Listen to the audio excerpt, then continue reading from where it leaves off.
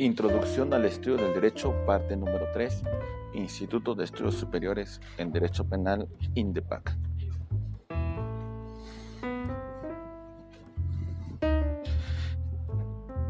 En esta tercera parte analizaremos las principales características de las fuentes del derecho. Haremos un estudio importante sobre las fuentes reales, las fuentes históricas y las fuentes formales. Por fuentes reales del derecho vamos a señalar que son los fenómenos sociales que propician el surgimiento de una norma jurídica. Podremos poner como ejemplo el acontecimiento ocurrido en 1910 en México, que tenía como antecedente la dictadura de don Porfirio Díaz, en la cual no se respetaban derechos laborales, en la cual la tierra se encontraba en unas cuantas manos, y esa circunstancia generó una situación de enojo colectivo, una situación de un conflicto social muy importante que estalló el 20 de noviembre de 1910. Esta circunstancia concluyó cuando el 5 de febrero de 1917 el varón de Cuatro Ciénegas, Venustiano Carranza, presentó un proyecto de reformas a la Constitución de 1857 y en ella se consagran dos artículos fundamentales que consagran derechos que en su momento peleó el pueblo de México durante la Revolución. El artículo 27 respecto a la propiedad de las tierras y lo referente a la prohibición de los latifundios y lo referente a los derechos laborales consagrados en el artículo 123 de nuestra Constitución. Como podrán ver, estas son fuentes reales porque son acontecimientos sociales que propician la creación de una norma jurídica. Por otra parte, también tenemos fuentes históricas, que son los medios objetivos de los cuales se contienen las normas jurídicas y constituyen los antecedentes unas de otras. Podemos poner el caso del constitucionalismo mexicano. Tenemos actualmente vigente la Constitución del 5 de febrero de 1917. Sin embargo, tenemos normas constitucionales que le anteceden. Por ejemplo, podemos ubicar desde la independencia de México en la primera Constitución Federal de 1824.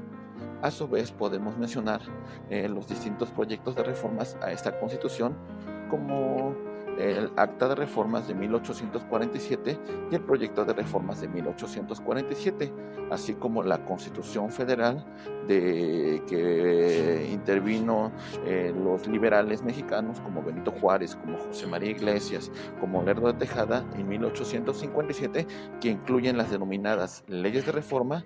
Y por último podemos mencionar como el último antecedente la Constitución del 5 de febrero de 1917. Es decir, son leyes, son normas que con antelación fueron dando estructura, fueron dando fundamento a las normas que actualmente nos rigen. Y por último, las normas que vamos a abocarnos en esta parte de la presentación, que son las normas o las fuentes del derecho formales, en las cuales vamos a señalar que son los procesos de creación de las normas jurídicas. Vamos a hacer el estudio de las siguientes fuentes formales del derecho. Vamos a hablar de la ley, vamos a hablar de la costumbre, vamos a hablar de la jurisprudencia, vamos a hablar de la doctrina y vamos a hablar de los principios generales del derecho. Empecemos con el estudio de la ley.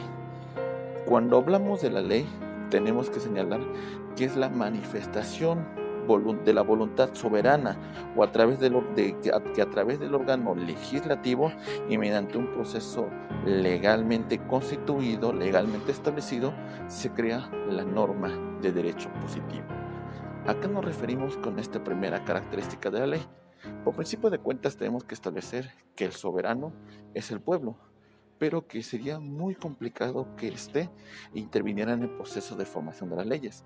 Por eso delega esta competencia a los miembros del Poder Legislativo, cuya función principal es la creación de las leyes en representación de ese soberano.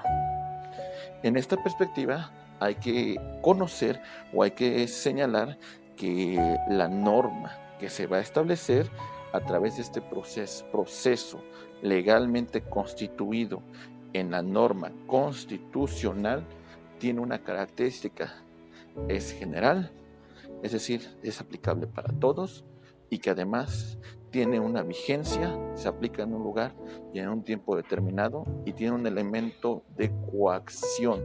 En caso de incumplimiento, el uso de la fuerza pública para hacer cumplir sus disposiciones. Segunda fuente formal, vamos a hablar de la costumbre, integrada por una repetición reiterada de un acto. A esto se le conoce como inveterada consuetundo, y en el sentido de obligatoriedad, es decir, que una sociedad la considera obligatoria. Esto se le conoce como opinio juris sive necessitatis del mismo, es decir, que esta sociedad la considere obligatoria. Sí, si es una tendencia que busca regular la conducta del hombre en sociedad, pero que sin embargo carece de la formalidad y carece hasta cierto punto de cierta efectividad que sí tiene la ley. Tercera fuente del derecho, la jurisprudencia. Doctrina creada a partir de las resoluciones judiciales reiteradas sobre una materia, emitidas por órganos jurisdiccionales con potestad para ello. Es decir, tienden a colmar lagunas, tienden a resolver o tienden a señalar el alcance de la ley o tienden a resolver lo referente de antinomias que puede presentar la propia norma. Como cuarta fuente del derecho vamos a hablar de la doctrina.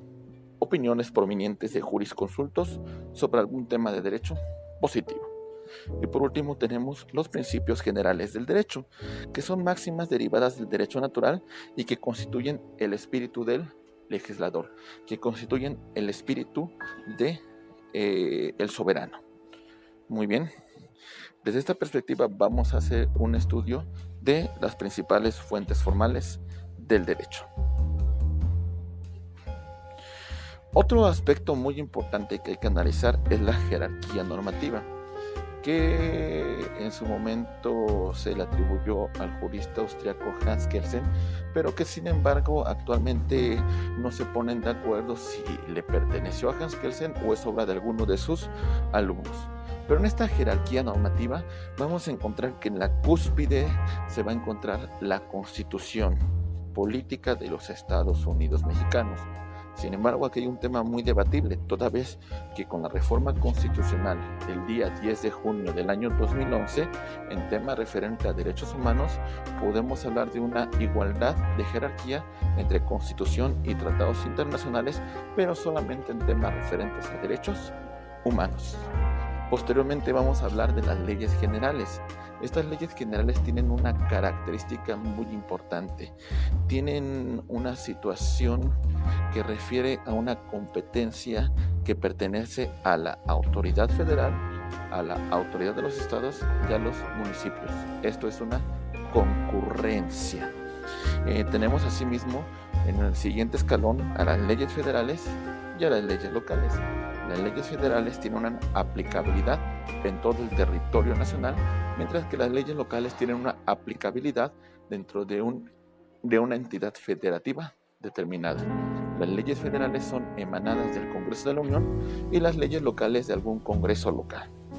Tenemos asimismo los reglamentos que, de conformidad con el artículo 89, fracción primera de la Constitución, es una potestad encomendada al presidente de la República, y asimismo las distintas constituciones de los estados establecen esta potestad en favor del gobernador. Tenemos asimismo decretos y la jurisprudencia.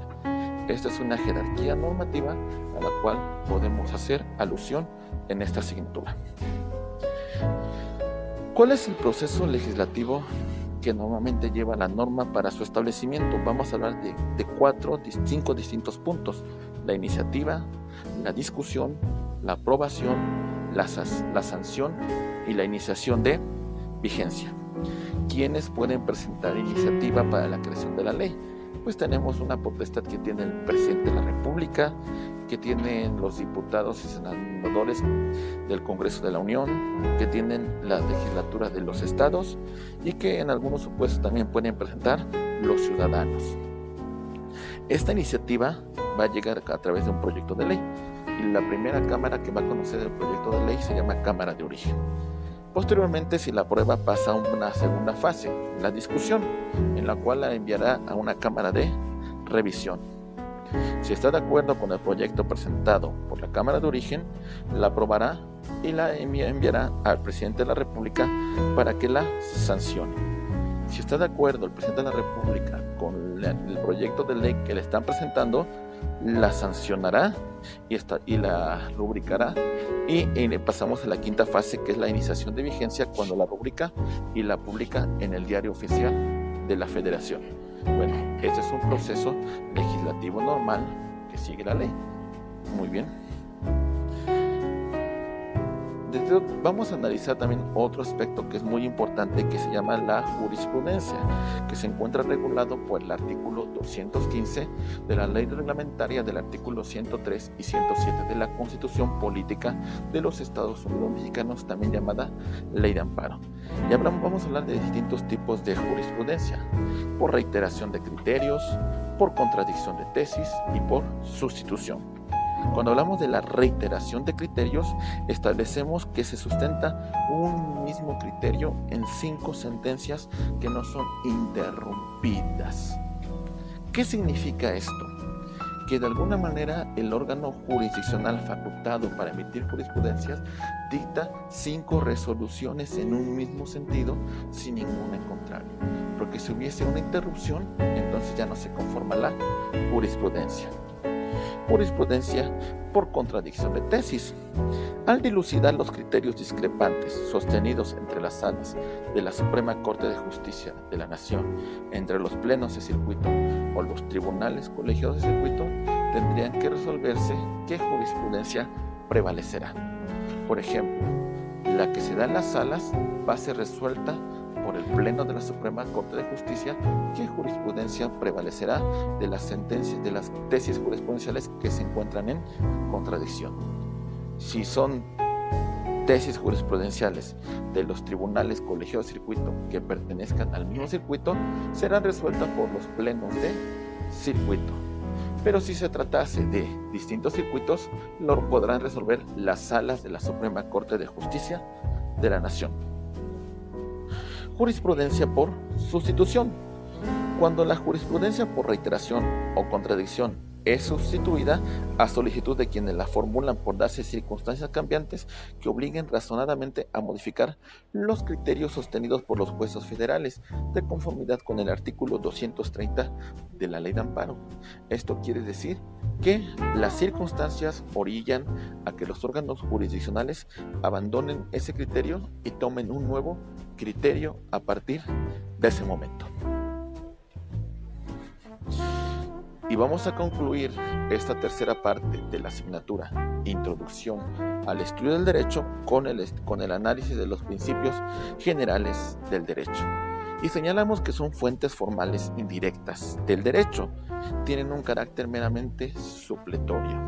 Ante la ausencia de la norma escrita, ante la ausencia de la jurisprudencia, de reglamentos y demás, entonces podemos decir que operarán los principios generales del derecho. Y por su clase vamos a clasificarlo en 2 tipos: expresos y tácitos. Expresos aparecen plasmados en el propio ordenamiento jurídico, y tácitos, su interpretación requiere de una analogía y una hermenéutica jurídica, es decir, entrar a un tema de argumentación. Bien amigos, con esto terminamos la tercera parte de la asignatura Introducción al Estudio del Derecho. Como siempre, INDEPAC agradece la atención brindada en este video. Gracias.